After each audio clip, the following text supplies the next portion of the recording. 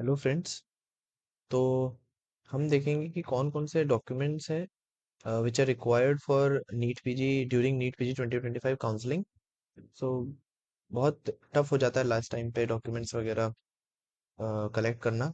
तो एक बार हम देख लेते हैं स्टार्टिंग से एंड तक क्या क्या डॉक्यूमेंट्स हमें चाहिए काउंसलिंग के टाइम पे। तो एक तो जो डॉक्यूमेंट्स रिक्वायर्ड है वो जो उनके साइट पे लिखी हुई है, नीट पीजी के ब्रोशर में जो लिखा हुआ है वो डॉक्यूमेंट्स मैंने यहाँ रखे हैं, प्लस उसके अलावा जो बाकी अलग डॉक्यूमेंट्स जो लगते हैं उनके बारे में भी बता दूंगा। First of all, don't laminate your documents. अपने डॉक्यूमेंट्स अगर लेमिनेट करा रखे हैं तो ठीक है, कोई बात नहीं। बट अगर नहीं कराया है लेमिनेट तो उसको वैसे ही रहने दो। क्योंकि लेमिनेट कराने से क्या होता है, वहां जाके फिर वो लोग अपने एक्स्ट्रा कॉशन के लिए एक एप्लीकेशन लिखने बोलते हैं कि documents which are laminated are original to the best of my knowledge, ऐसे करके लिखने बोलते हैं। तो अगर नहीं है लेमिनेट कराने की कोई ज़रूरत नहीं है। देन अब हम देखते हैं एक एक करके कौन कौन से डॉक्यूमेंट्स चाहिए। तो सबसे पहले जब हमारा काउंसलिंग स्टार्ट हो जाएगा, उसके बाद जब अलॉटमेंट मिल जाएगा, हमें कोई कॉलेज, हमें कोई ब्रांच हमें कोई कॉलेज में मिल गया, उसके बाद जो एमसीसी है वो एक अलॉटमेंट लेटर इशू करेगी। या फिर अगर स्टेट काउंसलिंग से मिला है तो स्टेट एक अलॉटमेंट लेटर इशू करता है। तो वो अलॉटमेंट लेटर तो उसी टाइम मिल जाएगा, इसकी टेंशन लेने की जरूरत नहीं है। फिर एडमिट कार्ड, जो हम नीट पीजी के टाइम पे एडमिट कार्ड लेके गए थे, वो एडमिट कार्ड अच्छे से संभाल के रखना है, वो उसकी जरूरत पड़ेगी। देन जो रिजल्ट आया था, अभी रैंक आया था जो, उसका जो पीडीएफ है वो अच्छे से संभाल के रखना है। First year, second year, third year, तीनों प्रॉफ की, थर्ड माइनर एंड मेजर, चारों प्रॉफ की जो प्रोफेशनल एग्जाम हुए हैं उनका, उनकी जो मार्कशीट है वो हमें दे ही देते हैं कॉलेज वाले, तो वो भी वो हमें लगेगा, इसमें भी कोई इशू नहीं है। फिर एमबीबीएस की जो मतलब जो फाइनल ईयर कंप्लीट करने के बाद और इंटर्नशिप स्टार्ट होने से पहले जो डिग्री मिलता है, डिग्री सर्टिफिकेट मिलता है, वो वाला डिग्री सर्टिफिकेट लगेगा। इंटर्नशिप कंप्लीशन के बाद जो इंटर्नशिप कंप्लीशन सर्टिफिकेट मिलता है, 1 ईयर का इंटर्नशिप कंप्लीट कर लिया है वो लिखा रहता है उसमें, डेट्स लिखे रहते हैं कब से कब तक किया है, वो वाला इम्पोर्टेंट है। उसके बाद, हाँ उसके बाद अगर रजिस्ट्रेशन जो कॉलेज की तरफ से कराते हैं, अगर स्टेट, जो भी जिस भी स्टेट से कर रहे हैं हम एमबीबीएस, उस स्टेट का अगर है तो उस स्टेट का भी चलेगा, और एनएमसी का है अगर तो उसका भी चलेगा। प्रोविजनल भी है या परमानेंट है। जनरली स्टार्टिंग में प्रोविजनल रहता है, बाद में परमानेंट आ जाता है। तो दोनों जो है वो एक्सेप्टेड है। उसके बाद ये वाला डॉक्यूमेंट सबसे इम्पोर्टेंट है, विच इज हाई स्कूल या फिर हायर सेकेंड, मतलब टेंथ का या फिर ट्वेल्थ का सर्टिफिकेट। अब यहाँ पे मेन प्रॉब्लम आती है कि जो टेंथ और ट्वेल्थ का जो सर्टिफिकेट है वो हमारा कॉलेज के पास है। जब तक, अगर जिस जिस स्टेट्स में बॉन्ड है, तो उन्होंने अगर बॉन्ड क्लियर कर लिया है तो तब उनको ये डॉक्यूमेंट्स वापस मिल जाते हैं। बट अगर बॉन्ड नहीं किया है, आपका फर्स्ट अटेम्प्ट में ही आपको मिल गया है या फिर सेकेंड अटेम्प्ट में मिल गया है, तो उस टाइम पे हमें लेने के लिए क्या करना पड़ेगा। तो सबसे पहले तो हमें एक स्टैम्प पेपर पे एक बॉन्ड बनवाना पड़ेगा। लाइक 100 रुपीज के स्टैम्प पेपर पे बॉन्ड बनवाना पड़ता है कि इफ अगर नहीं किया है 1 साल का बॉन्ड या जितने साल का बॉन्ड है वो नहीं किया है, तो हमें स्टैम्प पेपर पे लिखना पड़ता है कि I am this I am residing in this area and I will do the bond after completion of my PG, ऐसे करके उसमें लिखना पड़ता है, एक फॉर्मेट रहता है उसका। तो वो स्टैम्प पेपर पे लिखवा के उसको नोटरी कराना पड़ता है, और एफिडेविट, मतलब उसको एफिडेविट कहते हैं। वो फिर हमें कॉलेज में सबमिट करना पड़ता है। फिर डीन सर की साइन होती है उस पे, उसके बाद जाके हमें टेंथ और ट्वेल्थ की मार्कशीट लगती है। अगर आपके पास बर्थ सर्टिफिकेट है, तो बर्थ सर्टिफिकेट में भी एक्चुअली हमें टेंथ और ट्वेल्थ का डॉक्यूमेंट क्यों चाहिए, हमें सिर्फ डेट ऑफ बर्थ प्रूफ के लिए चाहिए। अगर बर्थ सर्टिफिकेट है तो सही है बर्थ सर्टिफिकेट से अगर हो जाता है तो, बट लेकिन कुछ कुछ कॉलेजेस 10th और 12th के सर्टिफिकेट्स भी डिमांड करती है डेट ऑफ बर्थ के लिए, वो ज़्यादा रिलायबल लगता है उनको, इसलिए जो 10th और 12th के जो सर्टिफिकेट है कॉलेज से, वही एक इम्पॉर्टेंट जो एमबीबीएस कॉलेज है, यूजी कॉलेज जहाँ से हमने एमबीबीएस किया है, वहां से सिर्फ यही एक डॉक्यूमेंट है, दो डॉक्यूमेंट, 10th और 12th का सर्टिफिकेट जो कि उनके पास रखा है, वही उनसे लेना है। उसके बाद और भी डॉक्यूमेंट्स लेने पड़ते हैं, वो मैं बताऊंगा बाद में, पहले और आगे देख लेते हैं क्या क्या है। और आइडेंटिटी प्रूफ, पैन कार्ड, आधार कार्ड तो सबके पास ही रहता है, वो हो जाएगा। उसके बाद, हाँ, उसके बाद जो भी अभी ये सब अलॉटमेंट लेटर वगैरह तो बाद में आएंगे, बट जो भी कास्ट सर्टिफिकेट है, EWS, SC ST certificate, EWS certificate, जो भी है वो पहले से बनवा के रखो, क्योंकि ये पहले से बन जाएगा। इसके लिए हमें इसके लिए हमें काउंसलिंग का या फिर कॉलेज मिलने का वेट नहीं करना है। ये जो गेजेटेड ऑफिसर रहता है उसी से हमें साइन कराना है, not below the level of tahsildar, और जिसको हम रेवेन्यू ऑफिसर भी बोलते हैं, बट बेटर रहेगा अगर हम डिस्ट्रिक्ट मजिस्ट्रेट या फिर जो उसका डेप्यूटी डिस्ट्रिक्ट मजिस्ट्रेट रहता है उनसे साइन कराएंगे तो सही रहता है। Same for EWS also. और जो भी डॉक्यूमेंट्स है, ओबीसी या फिर डिसेबिलिटी, एनआरआई, ये सब जरूरत पड़ती है। प्लस एक ये बात है कि जितने भी डॉक्यूमेंट्स हैं उनमें क्या रहता है कि जो हम स्टेट में अप्लाई करते हैं, जैसे हम, जैसे अगर कोई महाराष्ट्र स्टेट का है तो वो स्टेट में ईडब्ल्यूएस के लिए अप्लाई करेगा, या फिर स्टेट में ओबीसी के लिए अप्लाई करेगा, तो वो जो डॉक्यूमेंट है वो उसको एक जो स्टेट का फॉर्मेट है उसमें मिलता है। बट काउंसलिंग के टाइम पे, स्पेशली ऑल इंडिया के टाइम पे, डॉक्यूमेंट के टाइम पे हमें वो बोलते हैं कि हमें एग्जैक्ट जो प्रोफोर्मा है उसी पे चाहिए। अब जैसे ये प्रोफोर्मा है ईडब्ल्यूएस सर्टिफिकेट का, तो इसमें जैसा लिखा है वैसा ही चाहिए। तो इस ये कराने के लिए क्या करना पड़ता है, हमें ये प्रोफोर्मा लेके और जो जो डॉक्यूमेंट्स रिक्वायर्ड हैं, जैसे कि इसमें 5 एकड़ ऑफ एग्रीकल्चरल लैंड, उसमें लैंड का प्रूफ, और जो भी प्रूफ हमें देना पड़ता है वो आपको लेके डीएम के ऑफिस जाना है, और वहां पे उनसे फिजिकली यहाँ पे साइन कराना है और सील यहाँ पे लेना है, फोटो वगैरह चिपका के सब कुछ करके सारा ये फिल करके, फिर वो लोग एक सर्टिफिकेट नंबर देते हैं, वो यहाँ पे लिखना है।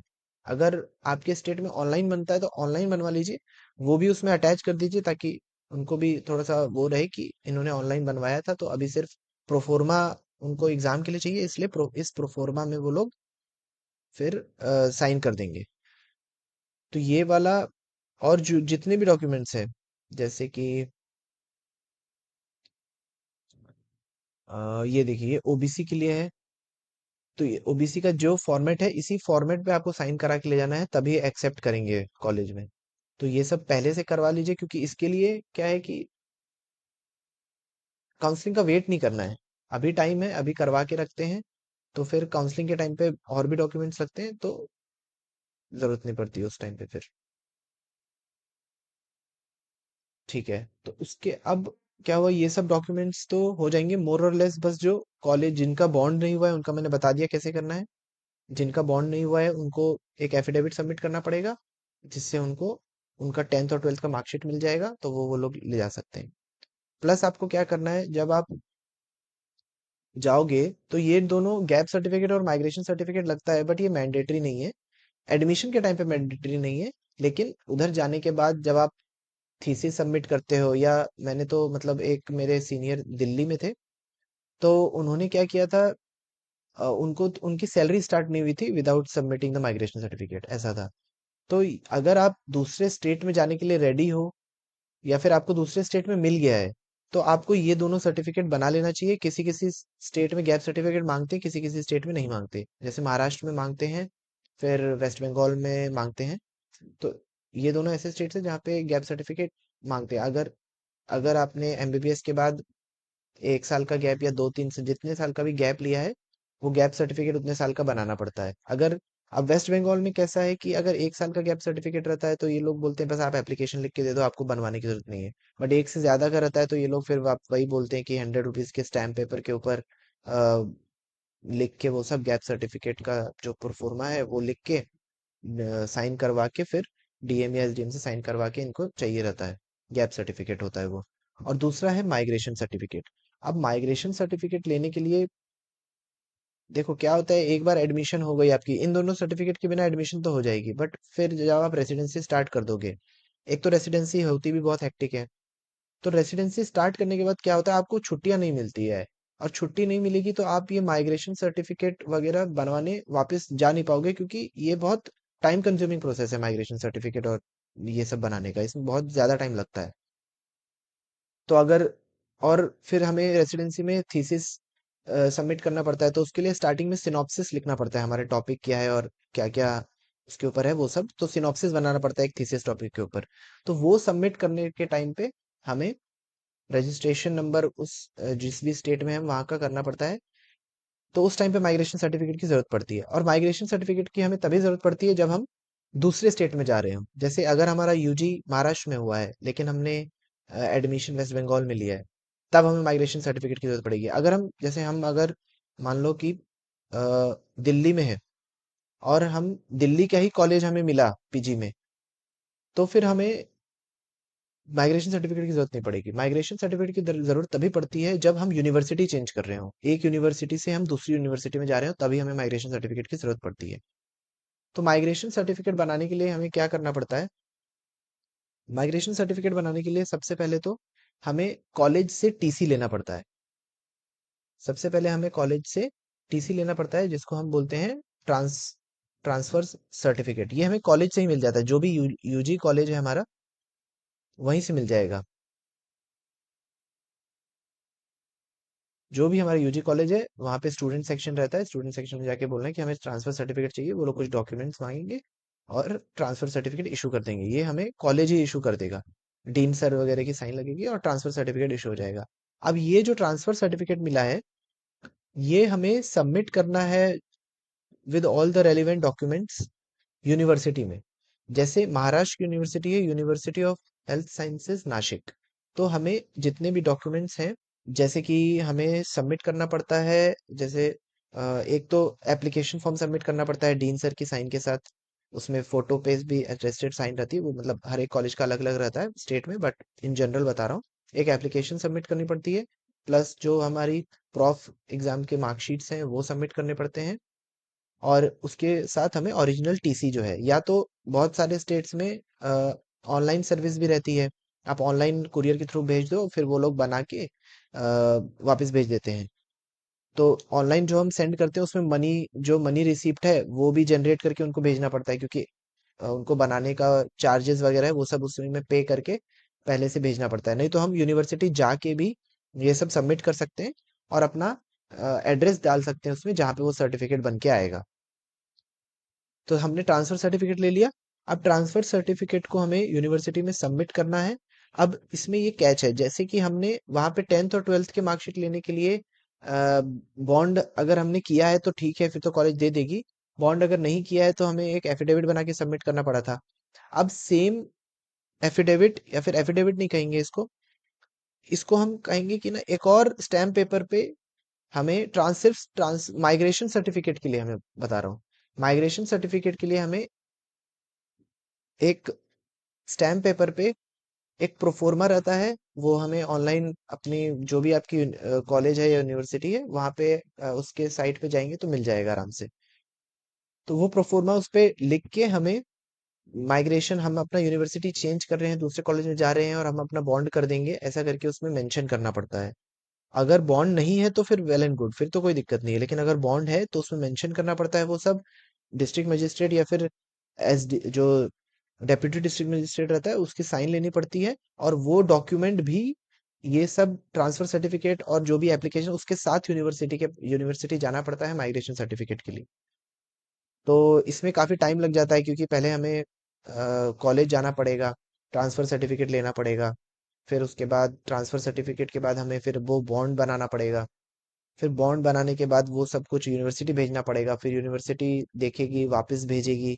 तो इन सब चीज़ों में बहुत टाइम लग जाता है, तो ये चीज़ अगर हम पहले ही कर ले तो सही सही रहेगा। बट ये जो माइग्रेशन सर्टिफिकेट है ये आप तब तक नहीं कर सकते जब तक आपको अलॉटमेंट नहीं मिल जाता, क्योंकि उसमें लिखना पड़ता है कि आपको कहाँ पे सीट मिली है, बताना पड़ता है आप माइग्रेशन क्यों ले रहे हो, कौन सी यूनिवर्सिटी में जा रहे हो, तो वो बताना पड़ता है। इसलिए जब आपको सीट मिल जाए तो ये वाला प्रोसेस एटलीस्ट स्टार्ट कर देना, एटलीस्ट टीसी लेके रख लेना। टीसी लेके रख लेंगे तो फिर सही रहेगा। और उसके बाद बॉन्ड वगैरह तो हम कभी भी ले सकते हैं। टीसी ले लिया, बॉन्ड बॉन्ड वगैरह अगर साइन करके रख लिया, तो हम एक बार एडमिशन ले लेंगे पहले हम, क्योंकि ये ऐसे डॉक्यूमेंट है जिससे एडमिशन हैम्पर नहीं हो रही है, एडमिशन मिल जाएगा। बट उसके बाद हमें फिर ये सब चीजें यूनिवर्सिटी में सबमिट करना है। फिर वो लोग बाद में माइग्रेशन सर्टिफिकेट बना के देंगे। तो ये सब डॉक्यूमेंट्स हैं। और प्लस जो ऑफिशियल वेबसाइट है mcc.nic.in, उस पे आप एक बार उस पे उसको तो अपना वो बना के रख लीजिए। अपने मोबाइल में जो टैब है, जो गूगल का टैब है, वहाँ पे सेव करके रखना चाहिए, क्योंकि कुछ भी आता है। तो mcc.nic.in ऑफिशियल वेबसाइट है। पीजी मेडिकल पे क्लिक करेंगे, हम नीट पीजी के लिए देख रहे हैं। और यहाँ पे जितने भी इवेंट्स हैं यहाँ पे आते रहेंगे। जैसे लास्ट ईयर यहाँ पे पूरा स्पेशल स्टे वैकेंसी राउंड तक आया हुआ है। इस साल का 2025 का कोई भी अभी तक नोटिफिकेशन नहीं आया है, तो जो भी न्यूज़ एंड नोटिफिकेशन है वो सब यहीं पे आएंगे। और ये जो इन्फॉर्मेशन बुलेटिन है, रिवाइज पीजी इन्फॉर्मेशन 2024, इसी में मैंने देखा था कौन कौन से डॉक्यूमेंट्स लगेंगे। लेकिन जब मेरा एडमिशन हुआ, तब मैंने देखा बहुत सारी अलग चीजें लग रही हैं। गैप सर्टिफिकेट लग रहा है, माइग्रेशन सर्टिफिकेट लग रहा है। तो एक बार रेसिडेंसी ज्वाइन कर लिया, उसके बाद फिर टाइम नहीं मिलता है ये सब करने का। छुट्टी नहीं देते हैं उधर से, एक तो बहुत हेक्टिक ड्यूटी रहती है। तो इससे अच्छा पहले ही कर लो तो सही रहता है। तो बस इतना ही था। इसको डेली रिफ्रेश करते रहिए तो समझ में आएगा। वैसे कोई न्यू अपडेट आएगा तो मैं वीडियो बना दूंगा। लेकिन फिलहाल ये सब डॉक्यूमेंट्स है। अगर आपके पास ये सारे डॉक्यूमेंट्स हैं तो सही है, अगर नहीं है तो अभी भी टाइम है। जितना जल्दी हो सके उतना जल्दी बना लीजिए ये सारे डॉक्यूमेंट्स। Thank you.